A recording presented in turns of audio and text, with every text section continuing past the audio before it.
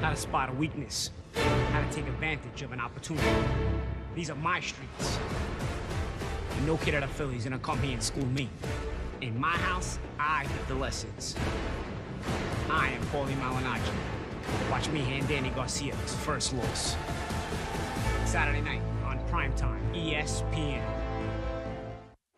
Yeah, Danny Garcia undefeated, and joining us now is the Magic Man himself, Paul Malignaggi, complete with the sunglasses, which I love the look. He said he had to keep them on because he's been wearing them all day and he doesn't want that red spot on his nose from the sunglasses. That's his, and we respect that.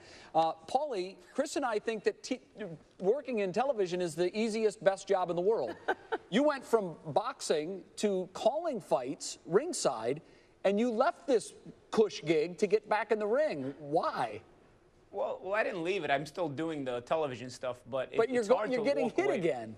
Yeah. You know what it is, man? It's just hard to walk away. You know, I feel like being a fighter is my identity. You know, and I feel like I could still compete at a high level. Once, you know, if I said to myself, I cannot compete at the highest level of the sport anymore, then I would say, you know what? I have this cushy job here. Let me just walk out into the sunset and keep that job. But I still feel like I can compete at the highest level of the sport, and that's really where the adrenaline comes in from. Once you've competed at the highest level of the sport, at the world championship level, it's hard to walk away from when you still feel you got it. And I'm training in the gym, and I still feel I got it, and I'm here to prove that. Garcia's moving up in weight class, 147. How do you think that might impact the fight?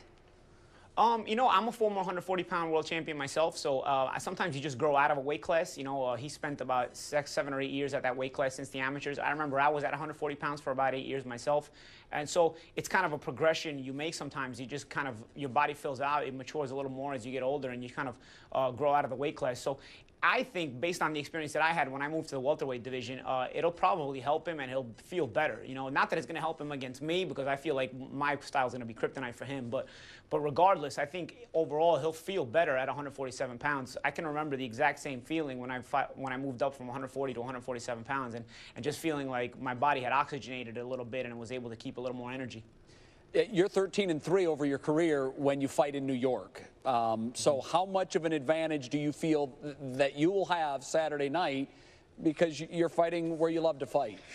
Well, I don't know that the New York thing is an advantage in this fight, because Garcia's also fought a lot at the Barclays Center in New York. I think we've both made it a kind of a home for ourselves, but I think the crowd support that we'll both have is always an adrenaline rush, and I think that always motivates you and pushes you to get through the tougher times in the fight, and pushes you maybe when you're a little bit tired and whatnot. You know, part of the reason you do this is to entertain fans and to hear that rush, and part of that rush of adrenaline is to hear that roar of a crowd when the action heats up and when it gets really intense. It's hard to describe, but that's the drug that keeps us in it.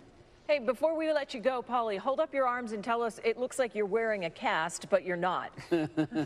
Yeah, I got some weights on my wrists. It's just a custom I have had since I'm an amateur. I wear wrist weights on my arms for the whole fight week, and that's just to get used to a little bit of weight on my arms. And that way, when I put the gloves on at the end of the week to fight, my hands will feel a little bit lighter, and I'll feel like I'll have more control of them.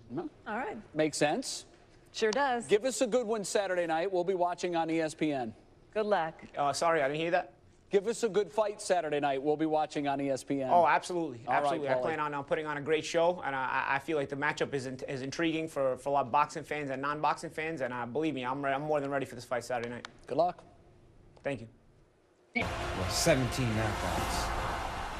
Who beat Peterson, Morales, Judah, Lucas Matisse, and knocked out Amir Khan.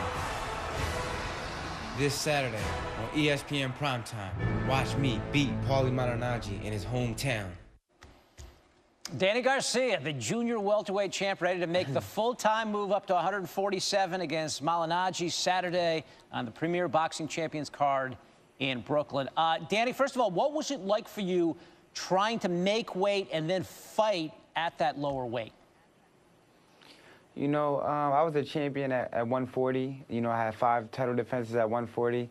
I've been at 140 pounds since 2007 as an amateur. And, you know, my body was just, you know, I just couldn't make the weight anymore. I didn't feel strong anymore. And I feel it was time for me to move up to the 147-pound weight class, where I'm going to be a lot faster, a lot stronger. And the people will see that Saturday night. How is this change at getting a little extra weight? How is it? Do you think it's going to help you in the ring on Saturday? Yeah, I know it's going to help me for sure. I'm going to be a lot stronger. I've been feeling a lot stronger during training, you know, during running, during conditioning, during sparring. So everything's just been going great during training camp, and I believe it will show Saturday night. Hey, I used to be a wrestler. Anytime I made weight, I would immediately go for a sack of food and start eating. What's the first thing you do after you make weight? The first thing I do all the time, I go eat steak and asparagus. It's my favorite. I've been doing it my whole career. So, some nice steak, medium well, and some asparagus. How much weight do you put on between the weigh-in and when you actually get in the ring for the fight?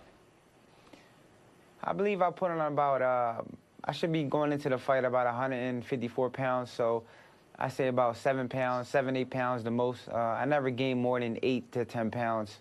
What is the scouting report now on Malignaggi? You know, I just got to go in there and be smart. Be Danny Garcia. I got to keep my hands up, use the jab. You know, I'm faster than him. I'm younger than him. I'm stronger than him. And I just have to go in there and be explosive and use my youth. Well, what does he do well in the ring? I mean, if you're faster and stronger and smarter, what does he have? You know, he's a two-divisional world champion. You know, he's a former 140-pound world champion, former 147-pound world champion. So he's an experienced fighter. He's been there before. He's crafty. He's a veteran. I believe he will go in there and try to use his jab, use his movement. But, you know, we train hard, and we're ready for whatever he brings to the table. Danny, when you hit a guy clean with a big left hook like you did with Eric Morales in 2012, where you knocked him through the ropes, what is that sensation like? Oh, man, when I land that left hook, I could feel it. It just goes through my shoulder, all the way up through my shoulder. And when I blink my eye and then I open my eyes and the guy's on the floor, that's how hard that when I feel that left hook land, and if it lands clean, I know I can't blink without me seeing him go down. Do you know just from the feel up into your shoulder how good of a punch it is? Yes, definitely. As soon as when I land my left hook and I turn all my body weight into it, and I know it's clean on the chin, I know they're going down for sure. 30-0, Danny Garcia putting it on the line Saturday night on the Premier Boxing Champions card on ESPN. Danny, we appreciate the time. We'll be watching. Thank you. Don't forget to watch ESPN at the Barclays Center. All right, we will. That place is going to be hopping. Still ahead.